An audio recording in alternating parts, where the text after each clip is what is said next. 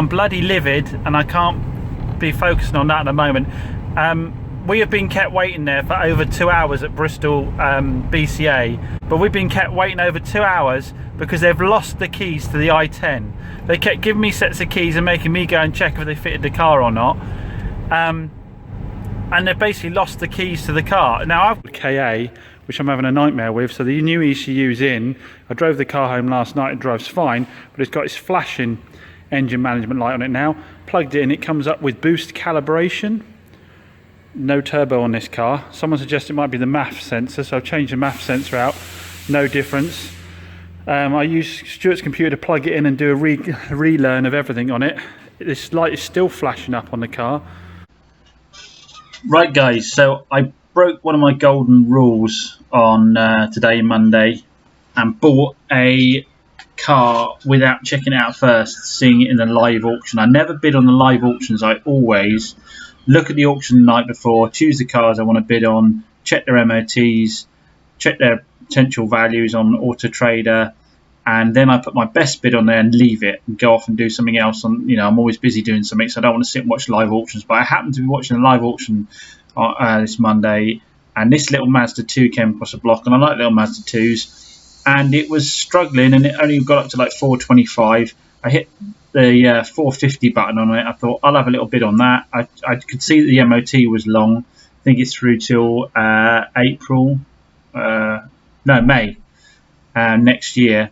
So I thought, okay, have a quick cheeky bid on that. That looks like a 1,500 quid car to me, something like that. But after winning it, I then checked the MOT, and it doesn't read particularly well. It's got through the MOT without needing a lot of work doing to it, but it's basically noted that the sills on the subframe are all crusty, have a lot of surface rust on them. So although it's passed its MOT, I'm not sure I want to sell it. I'm going to want to sell it like that. I'm going to want to get underneath it and clean it all up.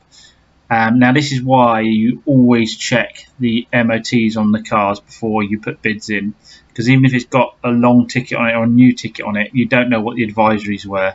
And the advisories on this one don't make nice reading. So we're going to potentially go and pick this one up from Bridgewater. So I'll bring you along for the ride, and we'll see what we actually end up with when we get there. Monday morning, guys. Quick update on the BCA situation. Just had a call from them. Very interesting.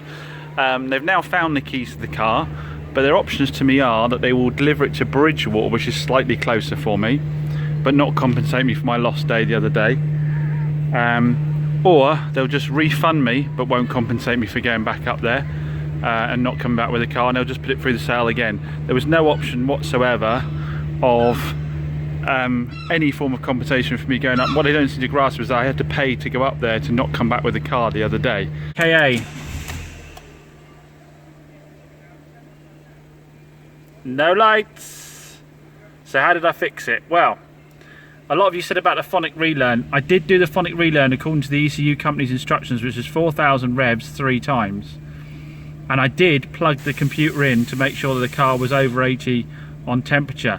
What I did differently this time is I took it for a drive, took it out for about 20 minutes, got it properly hot, and when I brought it back, I did it to like 5,500 revs 3 times, and that seems to have cured it. So presumably the phonic relearn the first time was not happy. Let's just quickly test what was causing it to fail the first place. We've got to start this, which is if you got it to 3,000, over 3,000, and then came off quickly, you get an engine management light coming on and cut out and go horrible. Well, it's not doing that anymore. So I'm thinking we might be able to tell the customer that it's fixed. Fingers crossed. Thanks again for all your tips as always, guys, by the way, much appreciated. A lot of you said try the phonic relearn again. I have a test drive in the KA and it's driving perfectly, brakes are fine. Obviously I put the new system pads on it, so I've given it a clean now.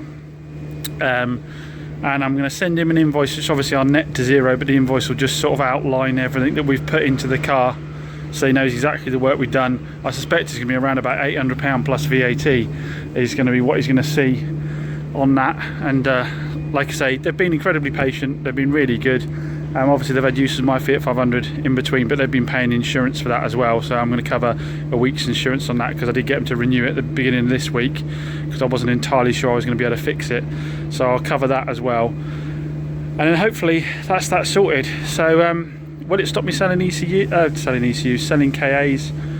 Well, it's basically a Fiat 500 as well. I don't think I can write that part of the market off. It's too popular. And to be fair, touch wood, this is the first time I've had to do an ECU. I've had to do a dash one before where all the lights lit up on it, but this is the first ECU I've had to do. So you can't, if you basically wrote off cars or a certain model of car because you have some problems with them, you just wouldn't do business. You just got to eat it and move on. So let's give them a call and let them know it's sorted. Right, I'm with Adrian again, and we're going up to Bridgewater to pick up the little Mazda 2 that I bought on the live auction that I probably shouldn't have bought because I hadn't checked it out at all. And we're also supposed to be picking up the infamous i20. So as a reminder, this is the Hyundai we went to pick up last week from Bristol, where they'd lost the keys from. And after a week of chasing, they said they were going to take it to Bridgewater for me so I could pick it up from Bridgewater. A lady from Bridgewater called me and confirmed it was now in stock, but I have just picked up a voicemail on my phone saying, you know the car's at Bristol, not at Bridgewater. I shit you not. I've had a voicemail that's saying, you know the car's at Bristol, not at Bridgewater. And I can only think and pray that this is someone purely looking at a screen and they haven't transferred the car between the two locations. But what is worrying is the pickup notification. Another one came through this morning that now shows the site address as Bristol. She says they're going to go and physically check the stock at Bridgewater, but if we get there and that i20 isn't there, I think I'm going to lose the plot. And if we thought we possibly might go after them for compensation before, if we turn up and it's not there now, my God, are we going after them for compensation? So let's get to flipping Bridgewater and see what happens, but I'm not in a happy place right now. Look, we actually have an i20. It was here after all. Now I think what's happened is I think that someone had seen my booking this morning to pick this up from Bridgewater at Bristol and, oh no, that's our car, we've got it there, because for whatever reason they didn't transfer this car over to Bridgewater on their system. So this car was showing as in Bristol but here at Bridgewater, which is a bit worrying about their systems. And I think someone at Bristol this morning saw my booking to pick this car up in Bridgewater, rang me and left me, oh no, it's in Bristol, and left me that voicemail when the car was here. But I rang Bridgewater and I went, we know nothing about the car, we haven't got the car because it wasn't shown on their system. So I asked them to physically go and check the car park, at which point they rang me back and said, we do have it. So thank God it actually is here. I've just literally driven it round and around the car park a few times, goes through the gears fine, engine sounds sweet, but it's a baking hot day and the driver's window isn't working, which is going to be a bit of a pain on the journey back. Overall condition wise, she seems alright. I don't remember the first time looking at this car seeing this damage down here. I'll have to go back and check my videos. I remember seeing it along here, the faded paint, but I don't remember that damage down there. So it looks like we're going to have to paint the rear bumper on it. I was worried I wouldn't get a lot of the history, but it is all in the car, so fair dues to the people there. And I can see they're sort of writing on the screen, it's for James Harding. There's envelopes here. I can see people have made the effort to get the car to me. It's just such a shame they were slow in doing it and that they've caused me the headaches they have. If we start the car up, clutch a bit sticky at the bottom, she starts fine. No engine management lights. We've got no fuel in there whatsoever. Someone's had a bit of a drain there because it's even below empty, so I need to go straight away and get fuel. Let's do a quick check of the fluids before we start taking her anywhere. Where is it on this one? There. I'll quick look inside a second. Smells a bit cigarette-y, but the seats themselves are in... no, we have got a burn hole there in the seat there from a cigarette. So it does smell cigarette-y. It just needs a really good clean. Again, we've got to bear in mind this is going to be a cheap car. So a quick look here. So do that down a second. Right, so engine itself is a bit dirty, but other than that it looks alright. I can't see any leaks at the top end of the engine at all. Let's check the oil. Oh, that's sticky. Doesn't want to come, does he? Sorry, Nicky. Put it on my trousers again. Pop it in. See where we are with that. Coolant level. It's a little bit low. It's down there. It's on the low. I need to top that up before I head off.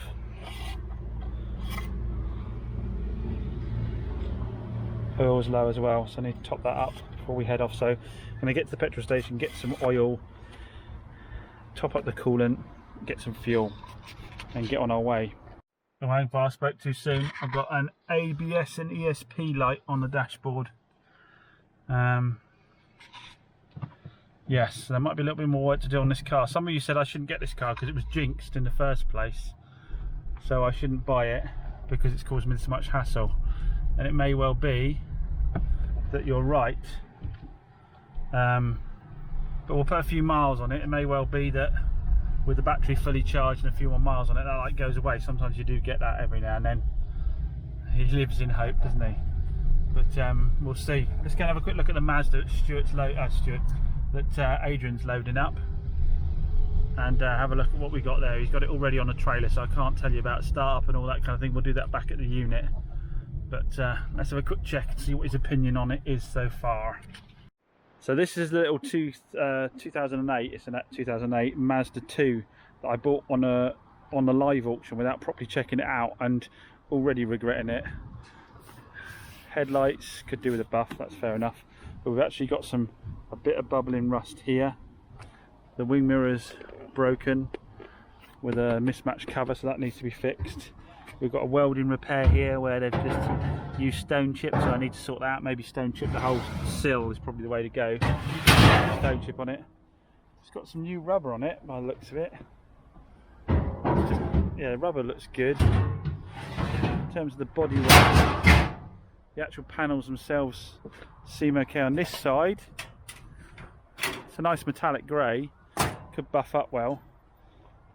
Yeah, we've got another welding repair down here, so again that needs stone chipping to tidy it up. Let's have a look inside a second. Was he locked up, mate? Yes. Okay, so we don't have a remote either for it by the looks of it. This is why you don't buy the cars on the live auction. You research them all beforehand and leave your best bid and leave it there. So we've got some books and some service history and stuff there by the looks of it. Condition of the inside seems okay. Yeah, the seats are okay. This will all clean up all right on the outside here. So I think we're going to need to stick a wing mirror on it. We're going to need to stone chip the sills to make them look tidy. It's got a fresh MOT on it anyway, but it's had a lot of crustiness underneath. Let's have a quick look. I'll need to get it on a ramp, I think, and tidy up the underside. 2 seconds, let's get underneath it now. This is going to be one not to spend too much time on.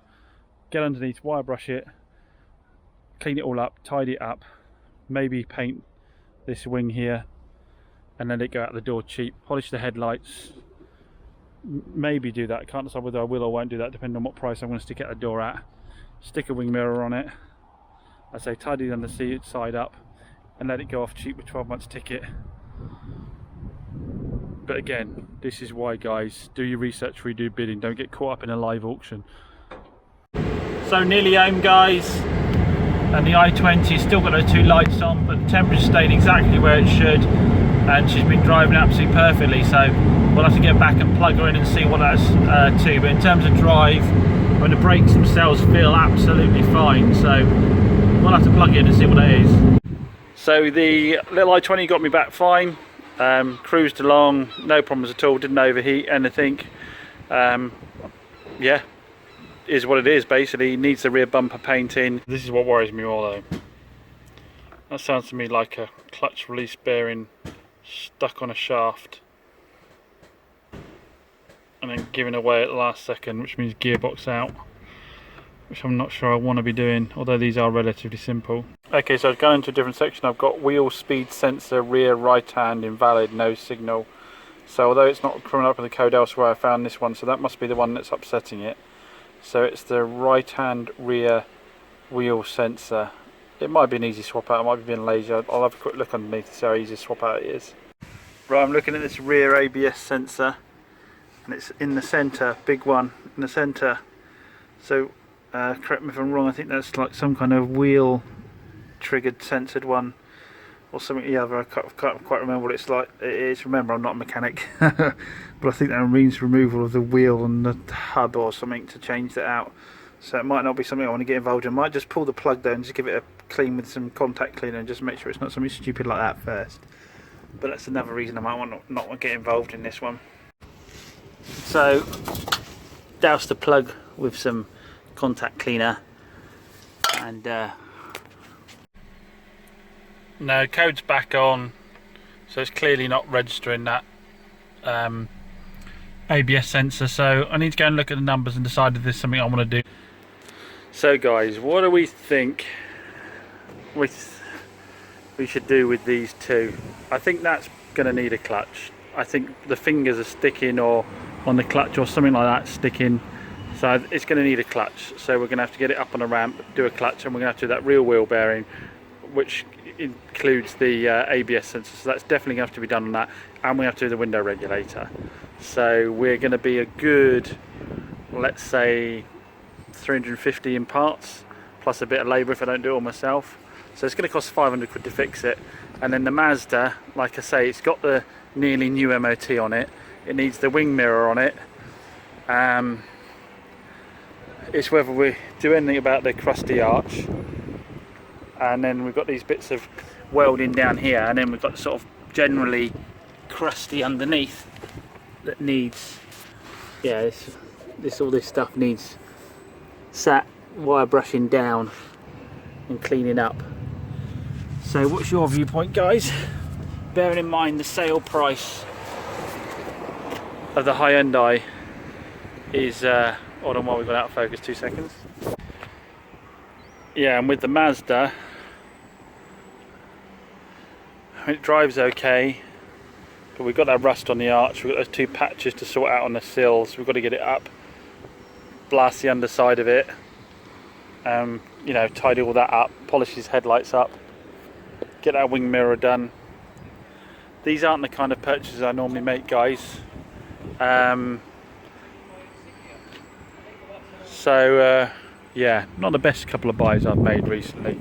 Yeah, what do we think we should do, guys? Bearing in mind that the Hyundai sale price, a good sales price, that's going to be $19.95. So we're probably going to be in it for, we'll make 500 quid out of it. And then this one, mind you, we can make 500 quid out of this one just changing the wing mirror and tidying it up underneath, because this is probably a 12.95 car, something like that. But put down below, comment down below, what do you think we should do with these 2 cars? I don't know why I do lots of repairs on these cars, but these 2, there's just something about them. Maybe I'm just a bit tired. I really don't feel like I can be asked, but comment below, what do you think?